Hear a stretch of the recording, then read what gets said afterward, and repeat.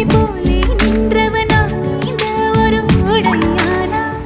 வான்முட்டு மலையை போன்றவனா நாட ஒரு மேடையானா என்னுள்ளே என்னை கண்டவள் யாரென்று என காண செய்தாள் கேளாமல் நெஞ்சை கொய்தவள் சிற்பம் செய்து கையில் தந்தாள் யுகம் யுகம் முகம் இது போதும் புகலிடம் என்று உந்தன் நெஞ்சம் மட்டும் போதும் மறு உயிர் தந்தாள் நிமிர்ந்திடச் செய்தாள் நகர்ந்திடும் பாதை எங்கும் வாசம் வீச வந்தாள்